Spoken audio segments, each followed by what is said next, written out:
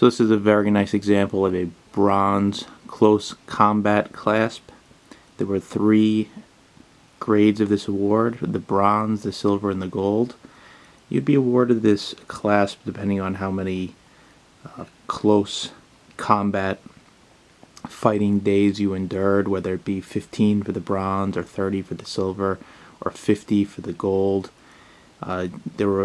The gold was seldomly awarded because you can imagine the odds of you surviving so many days of close combat are quite slim.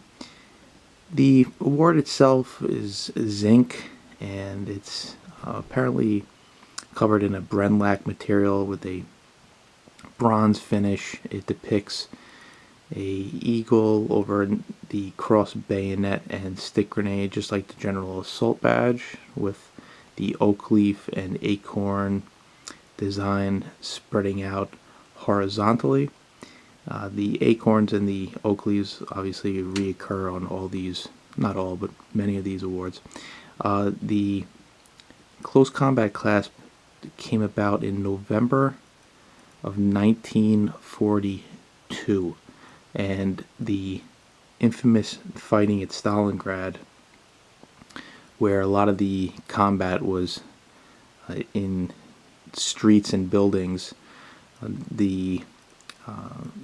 It occurred between August and February, and this is smack in the middle of that battle. It's no coincidence that there was a need to recognize the close combat achievements during the Stalingrad period. So take a closer look at this beautiful piece.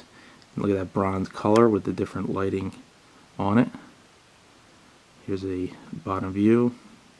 Lots of finish remaining. You usually see these things worn down real nicely. And the unique part is, notice they didn't just make a single die casted piece. They, for Ernst Peekhouse, the designer, insisted on a separate back plate here, which is a darkened steel piece on the back that gives the 3-dimensional appeal of this central box. Looking at the reverse, you have recognition to that artist and designer W.E. Wilhelm Ernst Peekhouse of Berlin, with the Latin fascis abbreviation beforehand, giving credit to the artist. You seldomly see that on awards.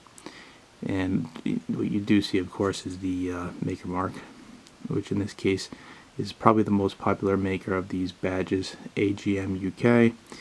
There were several makers, probably 7, 8, 9, 10 makers of these types of badges. This is the most common. A durable piece here, the cast-on hinge, or the hinge and the catch here with the matching colors. Everything seems to be this bronze appearance. And look at the separate piece here, adding to the complexity of the construction. And this frequently gets rusted as it is a steel piece. So a nice bronze close combat clasp, awarded for soldiers fighting in close quarters, hand-on-hand combat. Goes in line with things like the Iron Cross.